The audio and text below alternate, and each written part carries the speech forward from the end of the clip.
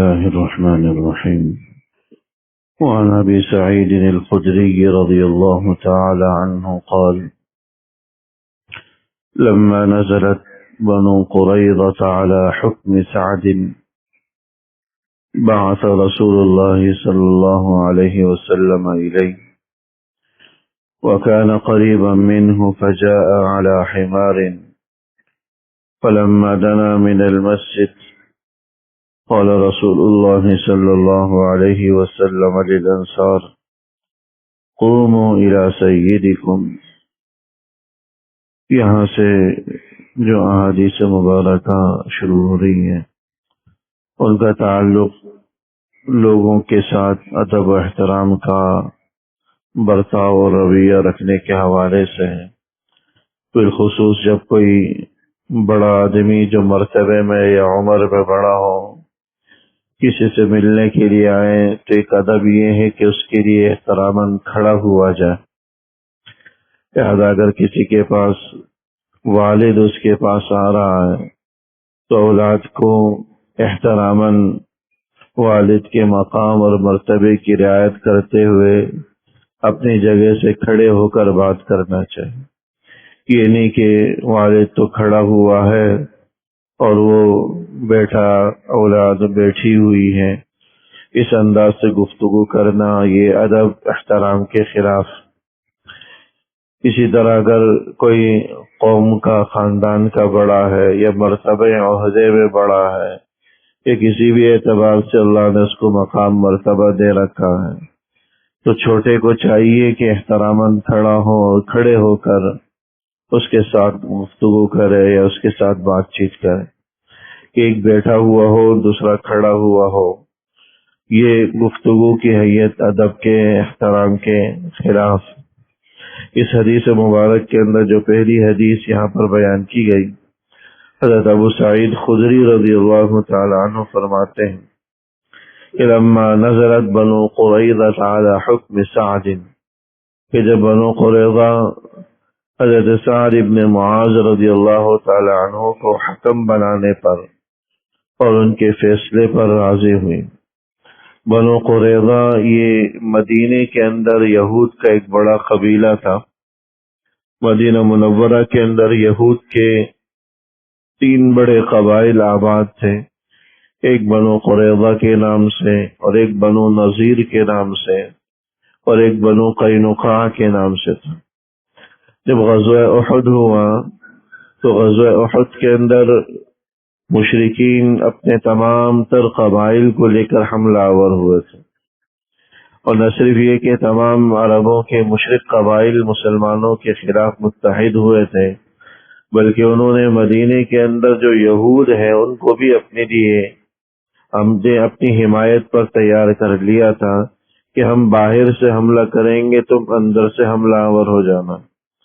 یہ بنو قریظہ جو ان 3 قبائل میں ایک بڑا اور مضبوط قبیلہ سمجھا جاتا تھا یہود کا، انہوں نے مشرکین کے ساتھ ساز باز کر لیا کہ ہاں کہ تم باہر سے حملہ آور ہونا اور ہم اندر سے حملہ آور ہوں گے۔ اور اللہ کی شان کے مسلمانوں نے مدینہ منورہ کے ارد گرد خندق کھود دی، جس کی وجہ سے مشرک قبائل مسلمانوں پر مدینہ منورہ میں حملہ آور نہیں ہو سکی، اور وہ کچھ عرصے تک محاصرہ کرتے رہے۔ بالآخر وہ مایوس ہو کر واپس لوٹ گئے، کیونکہ یہاں مدینے کے اندر سے یہود کا یہ قبیلہ بھی ان کی مدد اور حمایت کو آیا ہوا تھا۔ اس لیے جب مشرک قبائل واپس ہو گئے تو حضور علیہ الصلوۃ والسلام نے مسلمانوں کو بنو قریظہ کا محاصرہ کرنے کا حکم دیا، کیونکہ انہوں نے جو ہے وعدہ خلافی کی تھی۔ مسلمانوں کا یہود کے ساتھ معاہدہ تھا کہ باہر سے جب بھی کوئی حملہ آور آئے گا تو ہم سب مل کر مدینے کا دفاع کریں گے، لیکن انہوں نے باہر کے دشمنوں کے ساتھ ساز باز کر کے مسلمانوں کے خلاف حملہ کرنے کا منصوبہ بنایا۔ اس لیے حضور علیہ الصلوۃ والسلام نے بنو قریظہ کا محاصرہ کر لیا، اور کافی عرصے تک بعض روایات کے اندر 1 مہینے تک ان کا محاصرہ جاری رہا۔ بالآخر انہوں نے حضرت معاذ حضرت سعد ابن معاذ رضی اللہ تعالیٰ عنہ جو انصار کے ایک بڑے سرداروں میں سے تھے، ان کے بارے میں یہ کہہ دیا کہ جو سعد ابن معاذ جو ہمارے بارے میں فیصلہ کریں گے ہم اسے قبول کرنے کو تیار ہیں۔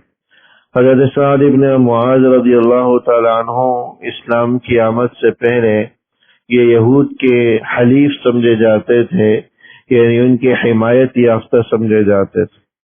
تو بنو قریظہ یہ سمجھے کہ شاید سعد ابن معاذ چونکہ ہمارے حلیف رہے ہیں، ہمارے حمایتی ہم نوا رہے ہیں، شاید وہ ہمارے بارے میں کوئی آسان سا فیصلہ دے دیں، سخت فیصلہ نہ آئے۔ حضرت سعد ابن معاذ رضی اللہ تعالیٰ عنہ اس وقت زخمی حالت میں تھے، غزوہ خندق میں ان کے ایک سخت تیر لگا تھا اور اس تیر کی وجہ سے مسلسل زخم رستہ رہتا تھا۔ حضور علیہ الصلوۃ والسلام نے حضرت سعد ابن معاذ رضی اللہ تعالیٰ عنہ کو بلایا، جو قریب میں یہ خیمے میں تھے۔ جب وہ حضور علیہ الصلوۃ والسلام کے قریب پہنچے، فلما دنا من المسجد، جہاں حضور علیہ الصلوۃ والسلام نے مصلی بنا رکھا تھا، وہاں جب پہنچے، حضور علیہ الصلوۃ والسلام نے حضرات صحابہ سے فرمایا کہ قوموا الی سیدکم، کہ تم اپنے سردار کے استقبال کے لیے کھڑے ہو جاؤ۔ بس اس حدیث مبارک سے اگرچہ پورا طویل ترین واقعہ میں نے مختصراً عرض کر دیا کہ بعد میں حضرت سعد ابن معاذ رضی اللہ تعالیٰ عنہ نے جو فیصلہ دیا وہ ایسا فیصلہ تھا جو حضور علیہ الصلوۃ والسلام کو بھی پسند تھا۔ فیصلہ انہوں نے یہ دیا کہ بنو قریظہ کے جو لڑنے والے جنگجو ہیں ان کو تو قتل کر دیا جائے، اور جو خواتین اور بچے جو لڑنے کے قابل نہیں ہیں ان کو غلام اور باندی بنا لیا جائے۔ کہ بنو قریظہ کے جو لڑنے والے افراد تھے ان سب کو قتل کر دیا گیا، اور ان کے جو اولاد اور ان کے عورتوں کو غلام باندیاں بنا دیے۔ یہ فیصلہ تھا جو حضرت سعد ابن معاذ رضی اللہ تعالیٰ عنہ نے کی۔ لیکن اس حدیث کو صرف اس مقصد سے یہاں پر بیان کیا کہ حضور علیہ الصلوۃ والسلام نے جب حضرت سعد ابن معاذ تشریف لائے تو فرمایا تھا کہ قوموا الی سیدکم، کہ اپنے سردار کے استقبال کے لیے کھڑے ہو جاؤ۔ اس سے یہ بتلانا چاہ رہے کہ اگر قوم کا کوئی بڑا، خاندان کا بڑا، یا مرتبے اور عہدے میں بڑا یا عمر میں بڑا کوئی آدمی آ رہا تو ادب کا تقاضا یہ ہے کہ احتراماً اس کے لیے کھڑا ہوا جائے، بیٹھے ہی رہنا کہ اس کے آنے پر کھڑے ہونے کی زحمت بھی نہیں کر رہے، یہ ادب اور احترام کے خلاف۔ خود حضور علیہ الصلوۃ والسلام بسا اوقات حضرت سعد تشریف لاتے، یا بعض روایات کے اندر حضرت اکرمہ رضی اللہ تعالیٰ عنہ، حضرت اکرمہ ابن ابو جہل جو ابو جہل کے صاحبزادے تھے، فتح مکے کے موقع پر مسلمان ہوئے، جب یہ آئے تو خود حضور علیہ الصلوۃ والسلام اپنی نشست سے اٹھے اور ان کا استقبال کیے۔ تو بعض روایات سے خود حضور علیہ الصلوۃ والسلام کا اٹھنا بھی ثابت ہے کسی کے احترام میں، کسی کے استقبال۔ اسی طرح سے سیدہ فاطمہ رضی اللہ تعالیٰ عنہ جب تشریف لاتی تھی تو حضور علیہ الصلوۃ والسلام باقاعدہ اٹھا کرتے تھے اور اٹھ کر ان کا استقبال کرتے، اور خود حضرت فاطمہ رضی اللہ تعالیٰ عنہ کا معمول بھی یہی تھا کہ حضور جب ان کے پاس تشریف لے جاتے تو حضرت فاطمہ رضی اللہ تعالیٰ عنہ باقاعدہ اٹھتی اور حضور کا استقبال کیا کرتی تھی۔ تو یہ ادباً اور احتراماً یا اپنی بیٹی کے لیے شفقتاً حضور علیہ الصلوۃ والسلام کا معاملہ تھا۔ تو اس سے یہی بات بیان کرنا مقصد ہے، کسی کے مقام اور مرتبہ کی وجہ سے احتراماً اگر کوئی آدمی کھڑا ہو جائے تو اس میں جو ہے